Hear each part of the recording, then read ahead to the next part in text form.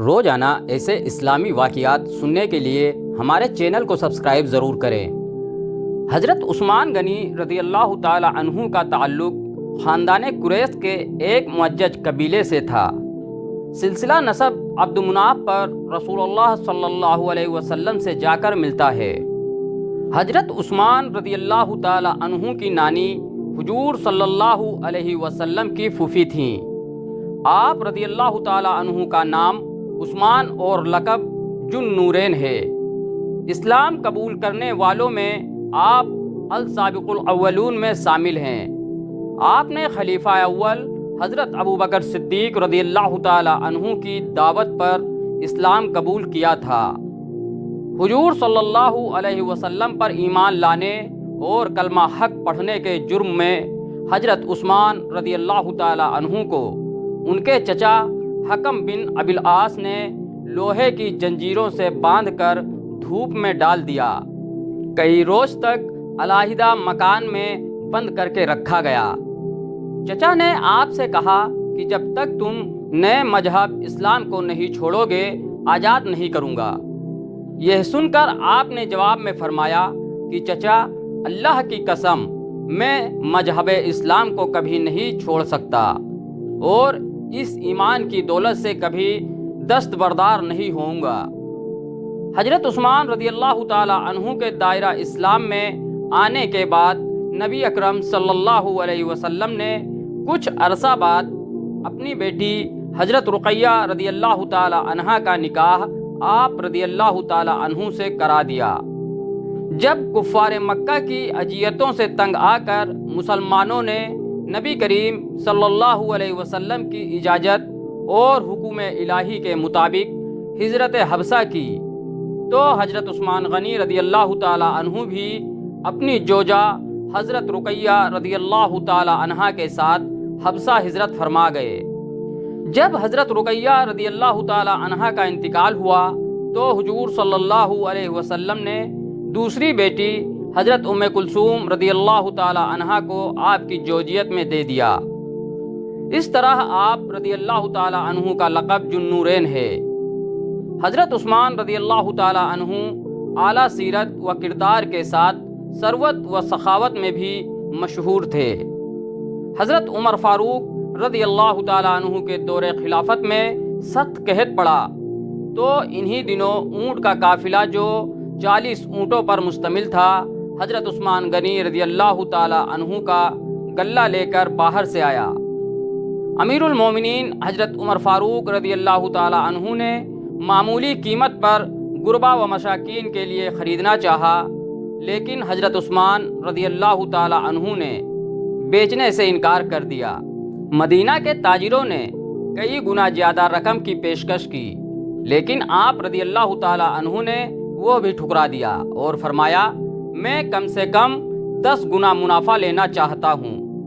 جب قافلہ مدینہ پہنچا تو اعلان فرمایا، جس کو غلہ کی ضرورت ہو آ کر مفت میں غلہ لے جائے۔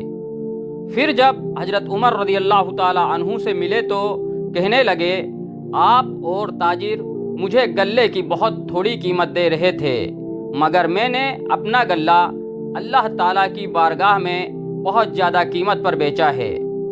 دوستوں، تبوک کے موقع پر حضور اکرم صلی اللہ علیہ وسلم مسلمانوں کو اللہ کی راہ میں خرچ کرنے کی ترغیب دے رہے تھے کہ حضرت عثمان غنی رضی اللہ تعالی عنہ نے کھڑے ہو کر عرض کیا، یا رسول اللہ، ساز و سامان کے ساتھ 100 اونٹ میں دیتا ہوں۔ حضور صلی اللہ علیہ وسلم نے پھر ترغیب دی تو حضرت عثمان غنی نے عرض کیا، یا رسول اللہ، ساز و سامان کے ساتھ 200 اونٹ دیتا ہوں۔ حضور صلی اللہ علیہ وسلم نے پھر ترغیب دی تو حضرت عثمان رضی اللہ تعالی عنہ نے عرض کیا، یا رسول اللہ، ساز و سامان کے ساتھ 300 اونٹ میں دیتا ہوں۔ پھر ان 300 اونٹ کے علاوہ حضرت عثمان غنی رضی اللہ تعالی عنہ نے 1000 دینار بھی حضور کے سامنے پیش کر دیے۔ حضور صلی اللہ علیہ وسلم نے حضرت عثمان غنی کی سخاوت دیکھی تو آپ کے پیش کردہ دیناروں میں اپنا دست مبارک ڈال کر فرمایا، عثمان کے اس نیک عمل کے بعد اب انہیں کوئی بات ضرر نہ پہنچائے گی۔ ایک مرتبہ حضرت عثمان غنی رضی اللہ تعالی عنہ سفر تجارت سے واپس آئے۔ مدینہ پہنچے تو کیا دیکھتے ہیں کہ مدینہ میں ہر جگہ اداسی چھائی ہے، مدینہ منورہ کی رونق بھی بجھی سی ہے۔ ایک شخص کو روک کر پوچھا کہ کیا بات ہے، اہل مدینہ کیوں اتنا اداس ہے، سب کے چہرے کیوں مرجھائے ہوئے ہیں؟ اس شخص نے جواب دیا کہ اہل مدینہ پر پانی کی پابندی لگا دی گئی ہے، اس یہودی نے مسلمانوں پر پانی بند کر دیا ہے جس کے کنویں سے پانی کی ضرورت پوری کی جاتی تھی۔ حضرت عثمان رضی اللہ تعالی عنہ کے ذہن میں فوراً اپنے آقا صلی اللہ علیہ وسلم کا خیال آیا۔ فوراً پوچھا وہ کس حال میں ہیں؟ بتانے والے نے بتایا کہ آقا صلی اللہ علیہ وسلم پیاس کی شدت سے نڈھال ہیں، پچھلے کافی دنوں سے ایک گھونٹ پانی نصیب نہیں ہوا ہے۔ یہ سنتے ہی حضرت عثمان غنی رضی اللہ تعالی عنہ نے دوڑ لگا دی۔ دیکھنے والے دیکھ رہے ہیں کہ حضرت عثمان غنی جیسا عزیز بندہ جن کے قدم قدم سے عاجزی ٹپکتی تھی، آج تیز قدموں سے کہاں جا رہے ہیں؟ بتانے والا بھی سوچ میں پڑ گیا کہ حضور صلی اللہ علیہ وسلم تو مسجد نبوی میں تشریف فرما ہیں، لیکن عثمان رضی اللہ تعالی عنہ کہاں جا رہے ہیں؟ لیکن حضرت عثمان غنی رضی اللہ تعالی عنہ جانتے تھے کہ مال تجارت کا اصل نفع کہاں سے ملے گا۔ حضرت عثمان غنی رضی اللہ تعالی عنہ اس یہودی کے پاس پہنچے اور پوچھا کنواں بیچتے ہو؟ کہنے لگا نہیں۔ حضرت عثمان رضی اللہ تعالی عنہ نے کہا منہ مانگی قیمت دوں گا، مجھے دے دو۔ کہنے لگا کہ آدھا بیچوں گا، ایک دن تمہارا ایک دن میرا۔ حضرت عثمان رضی اللہ تعالیٰ عنہ تو ایک پیالہ پانی کے لیے اپنی ساری دولت لٹا دیتے۔ کہنے لگے مجھے منظور ہے، تم قیمت بتاؤ۔ چنانچہ اس کی مطلوبہ رقم اس کے سامنے پھینکی اور اس سے کہا کہ تو یہ رقم گن اور مجھے ایک پیالہ پانی بھرنے دے۔ حضرت عثمان رضی اللہ تعالیٰ عنہ نے پیالے میں پانی بھرا اور مسجد نبوی کی طرف چل پڑے۔ جیسے مسجد میں داخل ہوئے تو آپ رضی اللہ تعالیٰ عنہ نے دیکھا کہ حضور صلی اللہ علیہ وسلم سر جھکائے کسی سوچ میں بیٹھے ہیں۔ ایسا لگتا تھا کہ آقا صلی اللہ علیہ وسلم بھی اپنے اس غلام کی واپسی کا انتظار کر رہے ہوں۔ جیسے ہی حضرت عثمان رضی اللہ تعالیٰ عنہ پر نظر پڑی، حضور صلی اللہ علیہ وسلم کے چہرے پر مسکراہٹ آ گئی۔ حضرت عثمان حضور صلی اللہ علیہ وسلم کے پاس دو جانو ہو کر بیٹھ گئے اور کہا یا رسول اللہ پانی لایا ہوں۔ آپ صلی اللہ علیہ وسلم نے فرمایا لیکن عثمان کہاں سے لائے پانی؟ پانی تو بند ہے اور یہ پانی میں پی لوں، باقی مسلمان پیاسے رہیں، یہ کیسے ہو سکتا ہے؟ حضرت عثمان رضی اللہ تعالیٰ عنہ نے فرمایا یا رسول اللہ میں سب کے لیے پانی کا بندوبست کر چکا ہوں، بس آپ پانی پی لیجئے۔ حضرت عثمان غنی رضی اللہ تعالیٰ عنہ نے عرض کیا یا رسول اللہ پانی میں اپنے ہاتھوں سے پلاؤں گا۔ ایسا ہی ایک منظر میدان محشر میں بھی ہوگا۔ نبی اکرم صلی اللہ علیہ وسلم حوض کوثر سے پانی بھر بھر کر اپنے یاروں کو دے رہے ہوں گے کہ پیاسوں کو پلاؤ، جس سے ان کی پیاس ہمیشہ کے لیے ختم ہو جائے۔ اتنے میں حضور کی نظر اپنے غلام حضرت عثمان رضی اللہ تعالیٰ عنہ پر پڑے گی۔ حضور صلی اللہ علیہ وسلم اپنے ساتھیوں سے فرمائیں گے پیچھے ہٹ جاؤ، میرا عثمان آیا ہے۔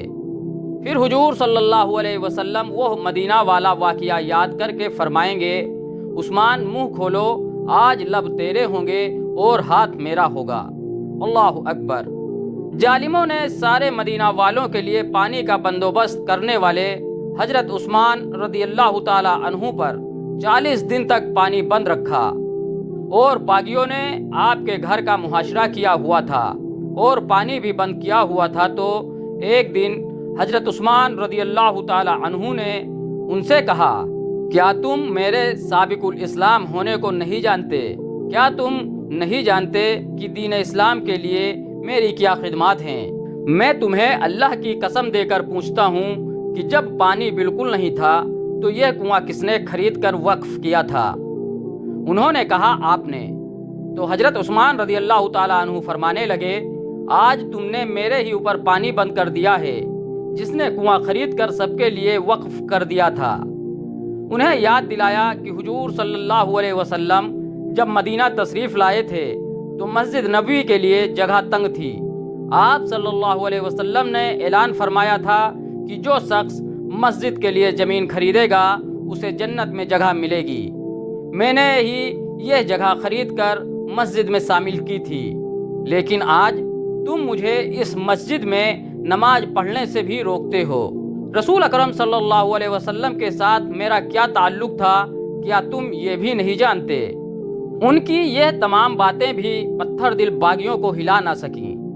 حضرت عثمان غنی رضی اللہ تعالی عنہ کا خطاب سن کر سرپسندوں میں سے آواز آئی کہ بے شک آپ رضی اللہ تعالی عنہ نیکی اور بھلائی کے کاموں میں سبقت لے جانے والے ہیں، مگر ہم آپ کو خلافت سے ہٹائے بغیر پیچھے نہیں ہٹیں گے۔ روایت میں آتا ہے کہ حضرت عثمان رضی اللہ تعالی عنہ کی اس تقریر کے بعد سرپسندوں نے آپ رضی اللہ تعالی عنہ کے مکان کے گرد گھیرا اور زیادہ تنگ کر دیا اور سختی کے ساتھ کھانے پینے کی چیزوں کو اندر جانے سے روک دیا۔ کتب سیر میں منقول ہے کہ حضرت عثمان رضی اللہ تعالی عنہ کے مکان کے محاصرے کو جب 40 دن گزر گئے اور آپ رضی اللہ تعالی عنہ کا پانی اور کھانا بند کر دیا گیا تھا اور آپ رضی اللہ تعالی عنہ مسلسل روزے رکھ رہے تھے، اس دوران آپ رضی اللہ تعالی عنہ کو حضور اکرم صلی اللہ علیہ وسلم کی زیارت بسعادت نصیب ہوئی۔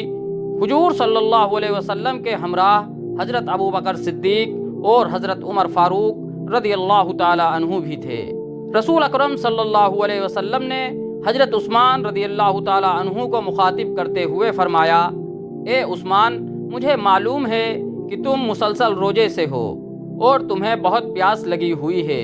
تم فکر نہ کرو، کل کا روزہ تم میرے پاس حوض کوثر کے پانی سے کھولو گے، یہ ظالم تمہیں شہید کر دیں گے۔ حضرت عثمان رضی اللہ تعالی عنہ حضور صلی اللہ علیہ وسلم کی زیارت اور بصارت سے بہت خوش ہوئے اور آپ نے اس بات کا تذکرہ اپنی زوجہ حضرت نائلہ رضی اللہ تعالی عنہا سے کیا۔ حضرت عثمان غنی رضی اللہ تعالی عنہ کو حضور نبی کریم صلی اللہ علیہ وسلم کی زیارت بسعادت کے بعد اس بات کا یقین ہو گیا کہ اب ان کی شہادت کا وقت نزدیک آ گیا ہے۔ آپ رضی اللہ تعالی عنہ نے اپنے تمام غلام کو بلا کر ان کو آزاد کر دیا، لیکن ان لوگوں نے آپ کا ساتھ چھوڑنے سے انکار کر دیا۔ 18 ذی الحجہ 35 ہجری بروز جمعہ حضرت عثمان غنی رضی اللہ تعالی عنہ قرآن مجید کی تلاوت میں مشروف تھے۔ آپ رضی اللہ تعالی عنہ کی زوجہ حضرت نائلہ رضی اللہ عنہا بھی آپ کے پاس موجود تھیں۔ چند سرپسند مکان کی دیوار فلانگ کر اندر داخل ہوئے، ان میں محمد بن ابو بکر رضی اللہ عنہ بھی شامل تھے۔ محمد بن ابو بکر رضی اللہ عنہ نے آگے بڑھ کر آپ رضی اللہ تعالی عنہ کی داڑھی مبارک پکڑی اور برا بھلا کہنا شروع کر دیا۔